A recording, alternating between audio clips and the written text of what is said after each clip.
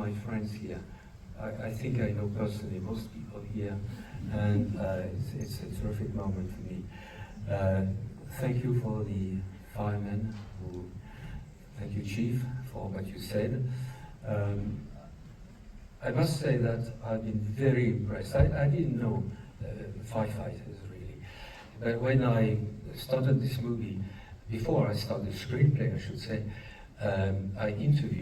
I met all the people who found that gigantic fire. And I was flabbergasted, because, you know, those are people who risk their lives every day, and they don't say a word about it. They are humble, they are dedicated, they are wonderful people. And I'm sure the movie would have been different if I didn't fall in love with the fire brigade in Paris and with firemen around the world. So I have very nice experiences. You know, each time I go to a capital now to introduce the movie, I go to the fire brigade and I'm getting on those very, very, very long ladders, and I'm on the top of it in the wind usually to take a few pictures. It gives me a very nice view of the cities. Anyway, I'm not here to make a speech. For the one who would be interested to hear more about how we made this movie, I will be back after the end of that show. Thank you very much for attending. And I was waiting for a speech by our President Macron. We were in the middle of the crisis called the Yellow Jackets, I think, Gilets jaunes. And France was almost in a revolutionary moment. And suddenly, the info was that Macron was not going to speak because there was a fire in the cathedral. And of course, I listened to it on the radio. And as I live nearby, and that was my, should I say, my first love was this cathedral. When I was a kid, I would go with my mother every weekend to Paris. I was living in the suburb. And the first thing I would see when I was going out the staircase of the railway station was Notre-Dame. And I would go to Notre-Dame, and I was living in a rather small house, and that was, you know, magnificent, huge space. I loved the smell of the incense. I loved the organ in the background. And my mother was not a believer. I'm not a believer as well. But she sometimes would light a candle, and it was magical to me. And while I was in the film school, I did the 2 French film school. I also took lessons in the Sorbonne, in the French university, of medieval art and medieval architecture. And therefore, when I followed the event on the radio, I realized that the dramaturgy of the whole, the tragedy, was so well written. It was terrible, but it was already like a movie, but I was listening. And I said to my wife, I said, do you realize how many cretins are going to rush to make this movie? And here I am. So this is what happened. It is extraordinary. Now, this, I mean, I want to talk about the specifics, because how you were able to make a totally realistic film. I mean, you believe you're in the middle of Notre-Dame on fire. But I know from my research that you used different churches. But how much of the film is actual footage of Notre-Dame burning? How much is shot in other locations that you made work? How much was on a stage? Okay. What is archived, films that were shot during the event, is about 5%.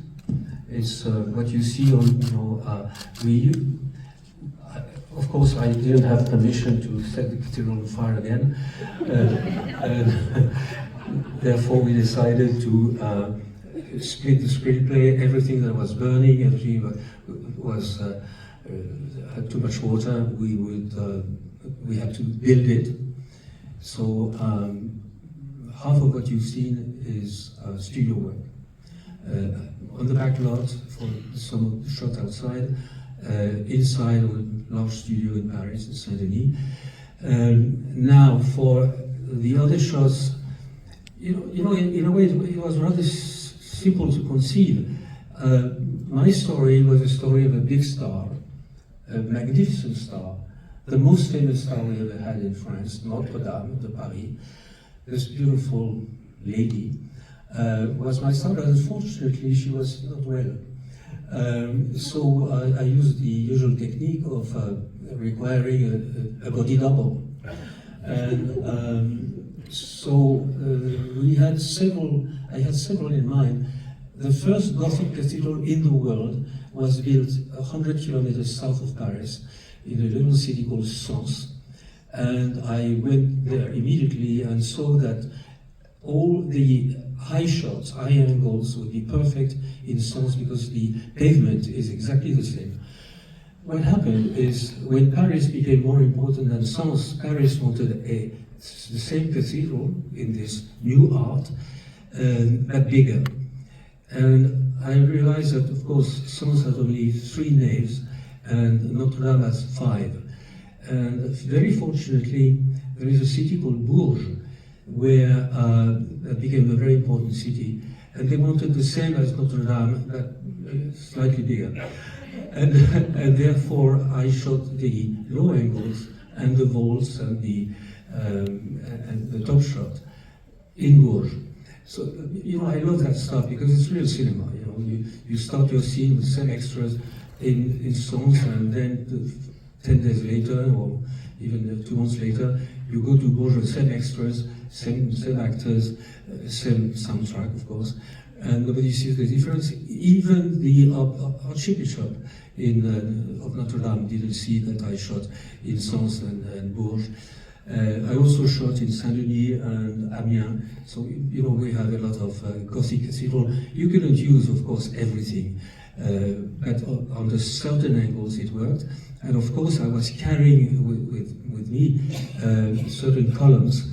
I would dress the actual columns or pillars of Bourges or Sens with my pillars, which were identical to Notre-Dame.